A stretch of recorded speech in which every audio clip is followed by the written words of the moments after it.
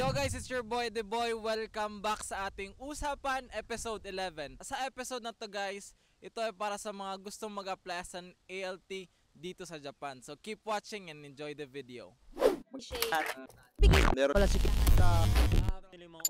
Mikey Fernandez, 6 years dito sa Japan, from Pangasinan sa Philippines, and I am a trainer for Aichi and Gifu ALTs here in Japan. Napaka-genki mo. Starter muna, kamusta na ang buhay bilang isang residente and ALT dito sa Japan? Yeah, so being a resident here in Japan, very convenient, very safe, but yet very busy. Oo nga. Yeah, so dito sa Japan hindi siya pwedeng pabanjing-banjing, unlikely sa Pilipinas na hindi ko gustong magtrabaho today o papahinga ako. Dito sa Japan hindi, kayod. And as an ALT, it's very fulfilling to motivate and to be an ambassador of cultural exchange. So bago ka nag-transition ng career mo, ng work mo as an ALT teacher dito sa Japan, ano yung work mo dati? Dati, I was not aware pa na pwedeng mag-teacher ang mga Filipinos here in Japan. So, I tried working in factories. So, natutubukan ko ding magbuhat, maghawak ng tornilyo, mga yan. So, mga car parts, doon ako nag-start. Okay, so hindi mo as in field talaga yung teaching dati? In the Philippines, dati ako nag-work as a trainer na rin in a BPO. So, ang mga hawak ko dati, mga young professionals at work for a bank account. So, teaching is one of my passion na rin. So aligned siya dun sa experience mo sa Pilipinas dati. Yes. But then pagdating mo dito is more on factory works and something ganyan. My first 2 years, yes. And then nag-decide ka na why not try LT teaching? Yeah, I heard it from a friend na why not try? Yan nga, sabi mo, why not try to teach here in Japan? So nag-wonder ako, pwede ba? I've known some of them na nagtuturo na and then they introduced me to Gaijin Pot. Right? So try to send your resume dito, ganyan, gawa ka ng account. And then luckily, may mga companies na nag-respond. Then yan, set ng interview, then ayun na, tuloy-tuloy na. And then tuloy-tuloy na yung yung career mo sa LT teaching. Yes. So dito na tayo sa mga main questions natin. Ano yung mga qualifications sa pag-a-apply bilang isang LT teacher dito sa Japan? So as a resident, syempre residente ka. Then LT teacher na nag-a-apply sa Pilipinas, ano yung mga qualifications niya? So, iba-iba yan. So, sa mga resident na dito sa Japan, mga domestic hire na kung tawagin natin, ito depende sa mga kumpanya. There are companies na nagre-require ng university degree, diploma.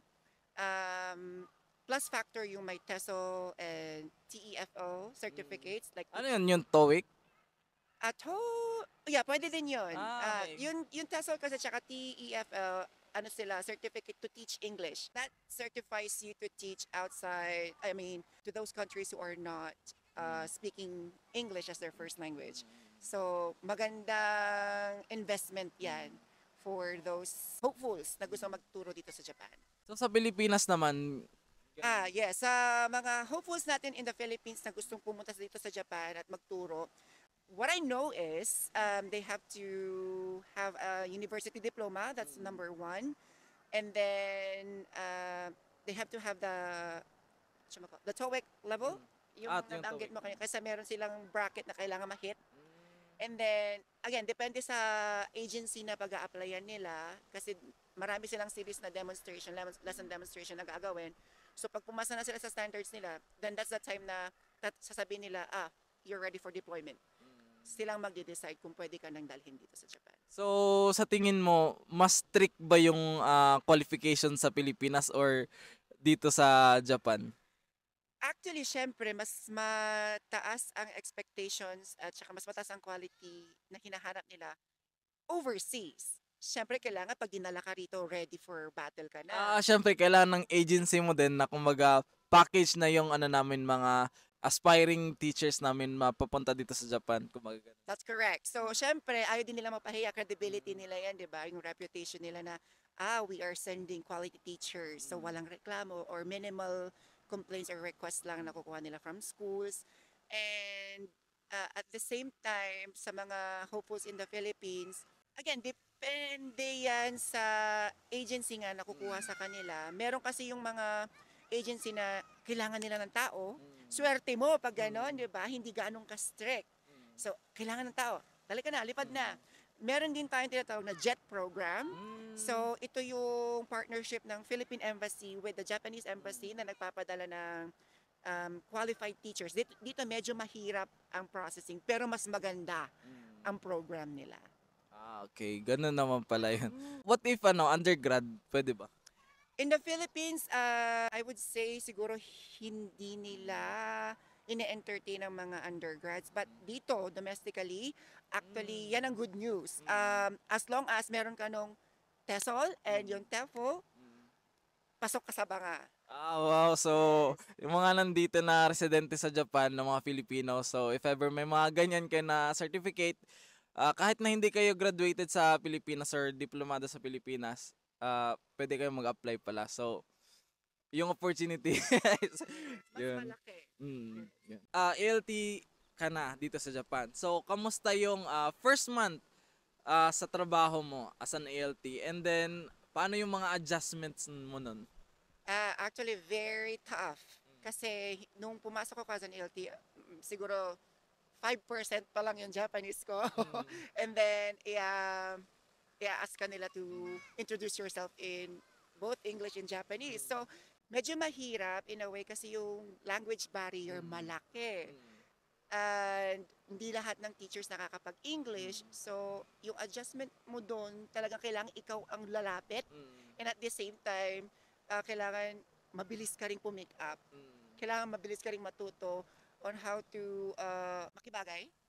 Kasi nga, iba ang working environment ng mga Pilipino sa mga Japanese. So for them, work is work. Hindi ka pwedeng chismis dito, just sige ito, sige yan. Hindi. Pag nakita mo nag-work sila, you cannot just bother them anytime you want. Respect their personal space. So, it was very difficult kasi nga nasanay tayo sa Filipino culture na very friendly, very talkative, trying to establish connection. But for them, no. Wait for them to approach you. Or try to establish na, I'm friendly, okay, it's okay to talk to me in Japanese. So, kailangan mo mag-practice din talaga. So, kumbaga, kailangan din ba na may level ka? Or plus points na yung may level ka ng Japanese language? Actually, hindi siya requirement. Kasi nga nag-hire nga sila ng mga zero Japanese na applicants. Well, of course, very advantageous for an ALT na nakakapag... Na marunong mag-Nihongo. Yes, na marunong mag-Nihongo.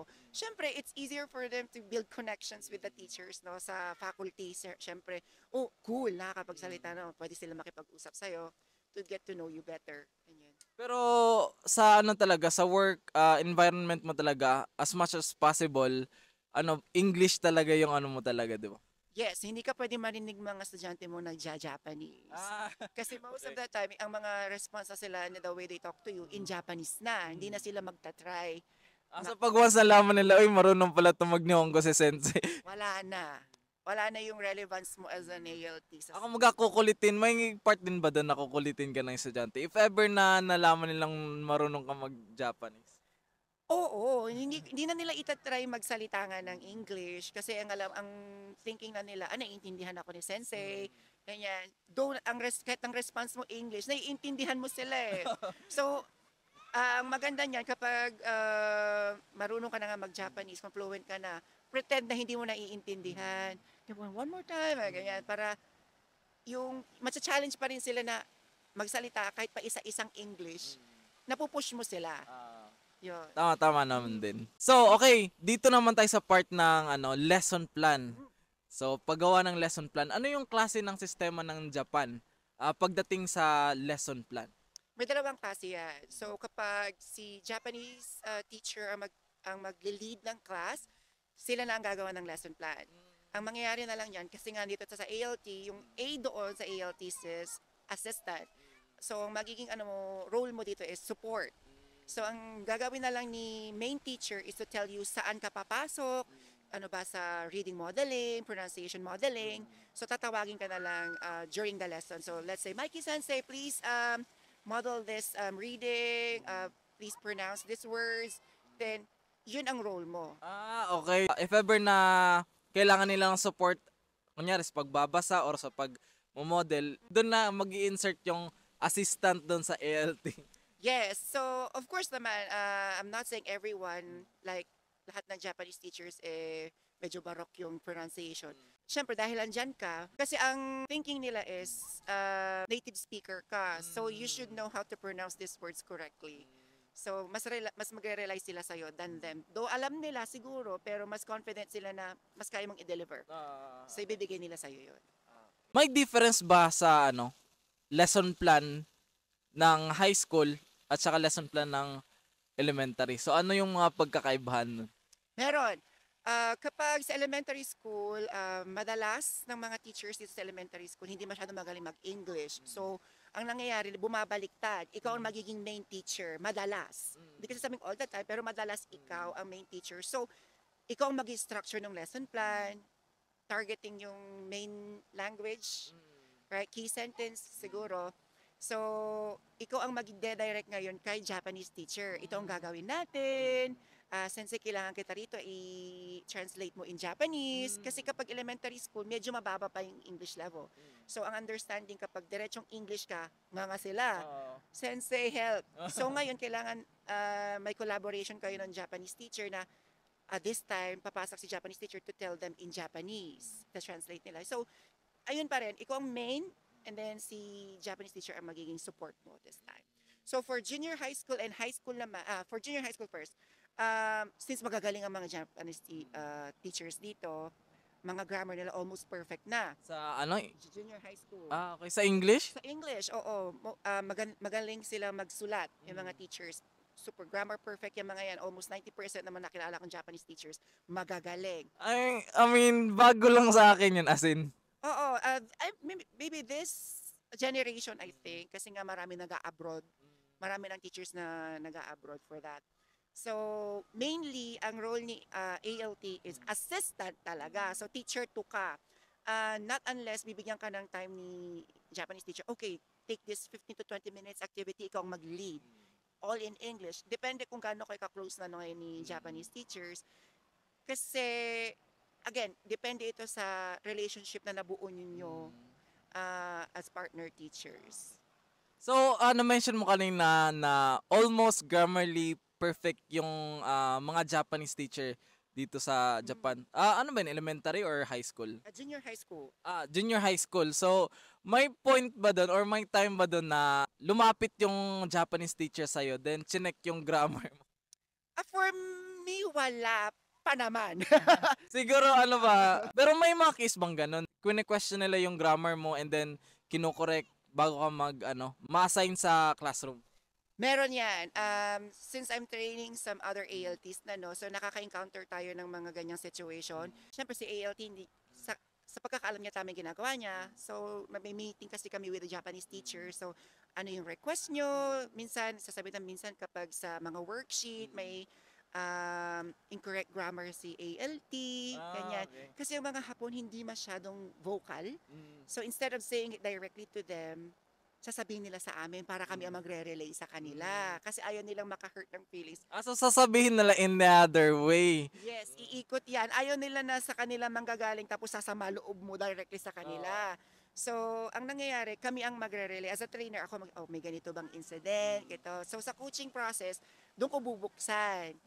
Ngayon, ang ina-advise ko ngayon kay na ALT, bago sila mag-print out or mag-flash ng mga presentation during their teaching time, is for them to ask for their Japanese partner teachers to check yung content muna nila, to review kung tama ba ito, kung alam na ba ng mga batang ito yung words na gagamitin mo as well.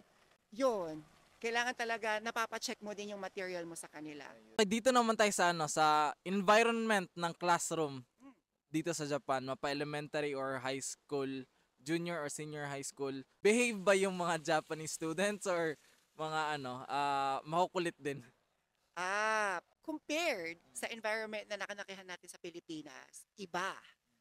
So, pag elementary, medyo playful yung mga bata, madali pa silang i-calm down kasi nakikinig pa yung mga yan sa teachers.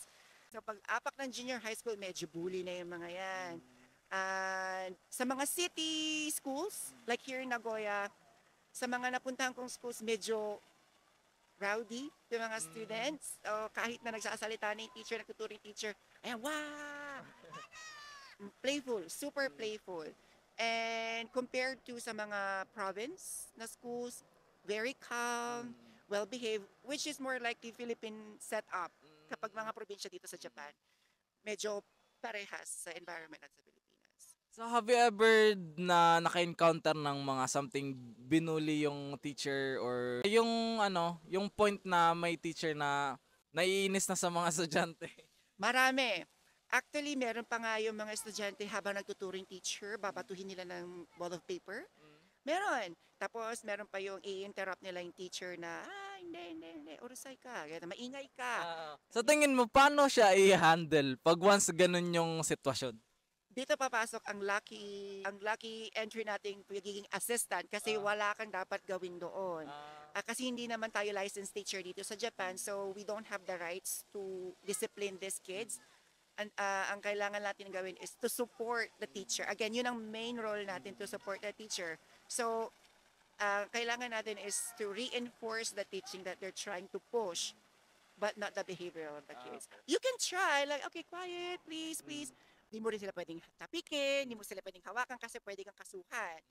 Doon tayo, kaya nga sabi ko, medyo lucky pa din kasi nga, hindi mo kailangan ma-stress. So, ang ma-stress ka lang kasi hindi ma-push nung main teacher yung goal ng class. Doon ka lang mai-stress kasi hindi nyo naabot yung goal for this lesson.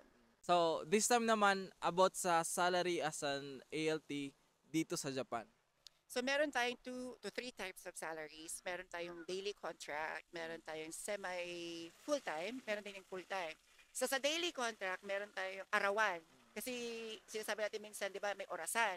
Sa pagiging teacher naman, as an ALT, daily ang rate. So, maybe nag-range siya from 12,000 yen to 15,000 yen, depende sa qualification mo or experience as a teacher. So, semi-full-time, medyo mas marami kang working days, and then meron na rin siyang fixed amount every month. That ranges between 150,000 yen to 180,000 yen. So, for full-time naman, it varies, depende sa company na papasukan mo, from 200,000 yen to 280,000 yen.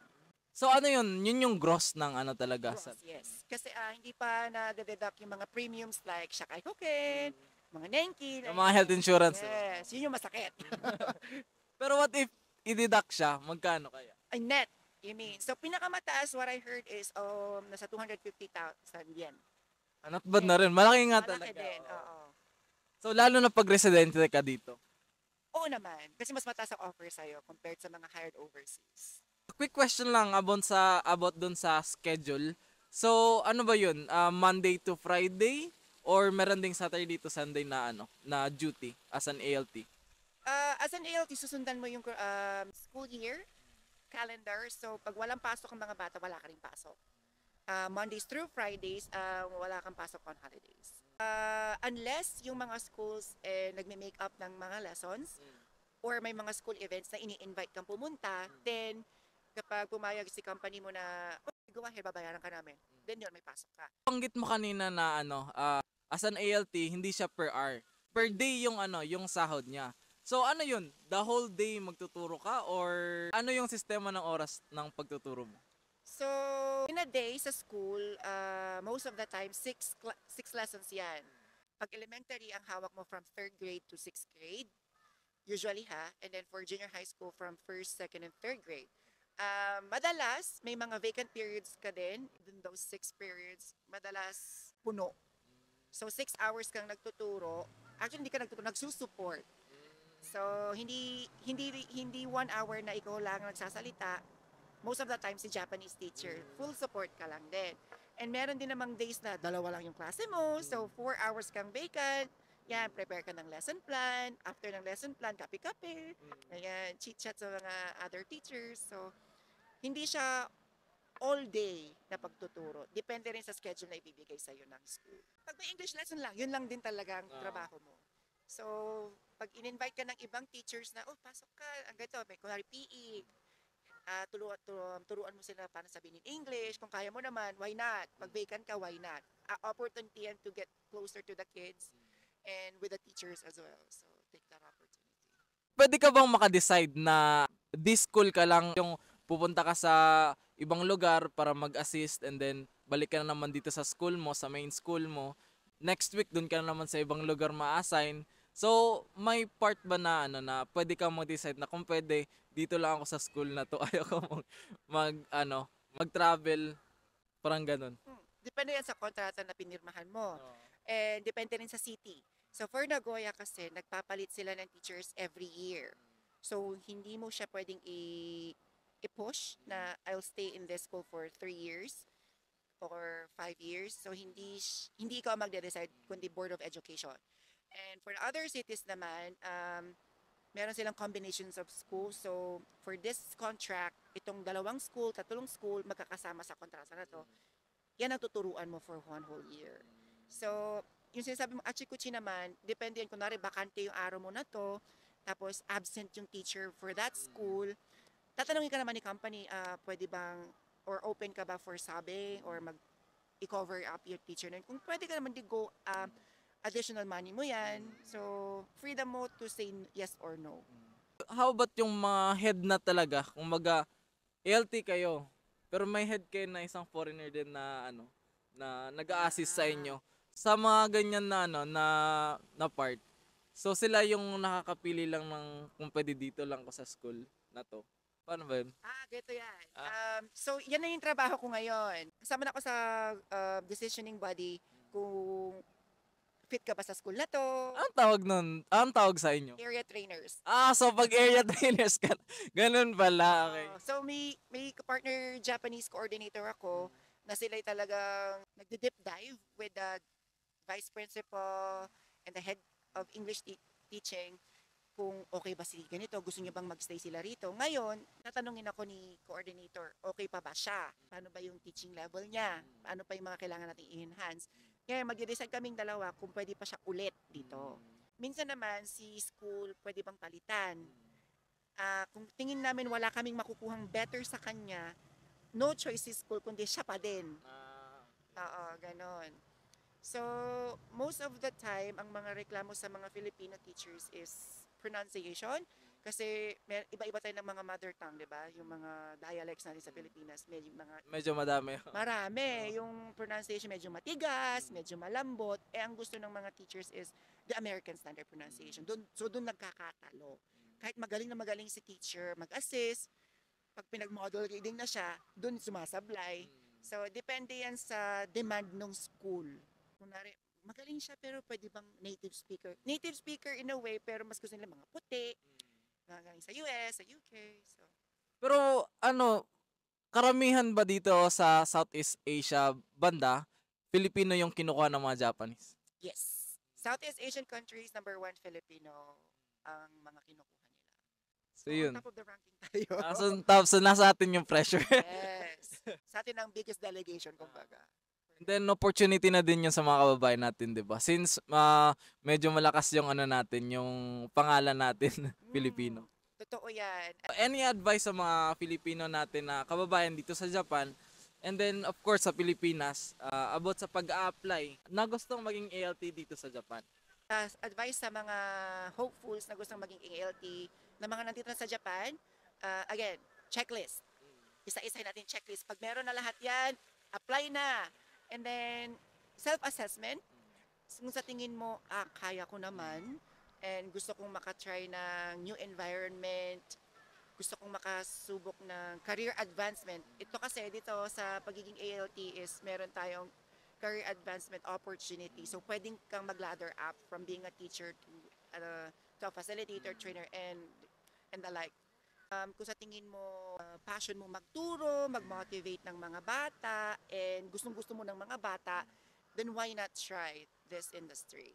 And sa mga applicants natin from the Philippines, again, checklist, that's very important.